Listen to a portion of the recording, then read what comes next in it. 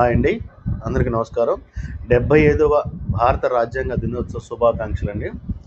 భారతదేశ ప్రజలమైన మేము భారతదేశాన్ని సర్వసత్తాక సామ్యవాద లౌకిక ప్రజాస్వామ్య గణతంత్ర రాజ్యంగా నిర్మించుకోవడానికి పౌరులందరికీ సాంఘిక ఆర్థిక రాజకీయ న్యాయాన్ని ఆలోచన భావ ప్రకటన విశ్వాసం నమ్మకం ఆరాధనలో స్వాతంత్రాన్ని హోదాల్లోనూ అవకాశాల్లోనూ సమానత్వాన్ని చేకూర్చుకోవడానికి మరియు వారందరిలో వ్యక్తి గౌరవాన్ని జాతీయ ఐక్యతను మరియు సమగ్రతను సంరక్షిస్తూ సౌభ్రాతృత్వాన్ని పెంపొందించడానికి 1949 నవంబర్ 26 రాజ్యాంగ పరిషత్లో ఎంపిక చేసుకొని శాసనంగా రూపొందించుకున్న ఈ రాజ్యాంగాన్ని మాకు మేము సమర్పించుకుంటున్నాం.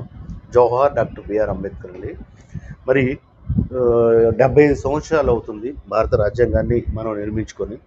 మరి ఆ రోజుల్లో అంబేద్కర్ గారికి ఈ రాజ్యాంగాన్ని తయారు చేయడానికి రూపొందించడానికి 2 సంవత్సరాల 11 నెలల 10 రోజులు సుమారుగా పట్టింది.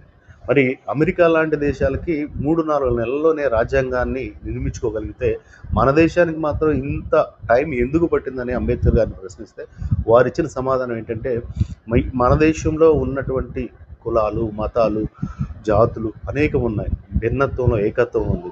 మరి అందరికీ పేదవాడికి ధనికుడికి అందరికీ సమానమైన న్యాయం జరగాలంటే మాట్లాడే హక్కు తిరిగే హక్కు పూర్తిగా మనిషికి స్వాతంత్రంగా ఉండాలంటే ఎవరికి ఎటువంటి అన్యాయం జరగకూడదంటే ఖచ్చితంగా ఇలాంటి పగడ్బందీ అయిన రాజ్యాంగం రచించాలి. దానికోసం నేను అనేక దేశాలు తిరిగి ఇటువంటి రాజ్యాంగాన్ని తయారు చేశానని చెప్పేసి వాళ్ళు చెప్పారు.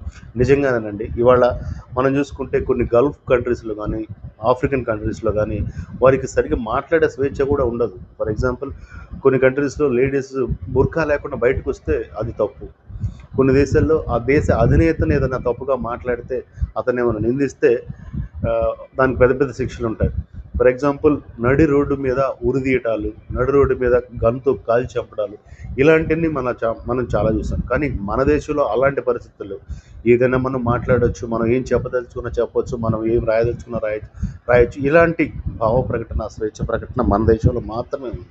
ఒకవేళ మనం మాట్లాడిన తప్పైనా అది శిక్షార్హమైనా ఆ తర్వాత మనం బెయిల్కి వెళ్ళడం కానీ కోర్టులకు వెళ్ళడం కానీ మనల్ని మనం నాది తప్పు కాదు నేను సరిగానే మాట్లాడాలని చెప్పుకోవడానికి కానీ ఇలాంటివన్నీ అనేక రకాల వెసులుబాటు కనిపించింది మన రాజ్యాంగం. మరి ఇలాంటి రాజ్యాంగం రచించిన అంబేద్కర్ గారికి నిజంగా అందరం రుణపడి ఉండాలండి. మరొకసారి అందరికీ భారత రాజ్యాంగ దినోత్సవ శుభాకాంక్షలు. నమస్కారం.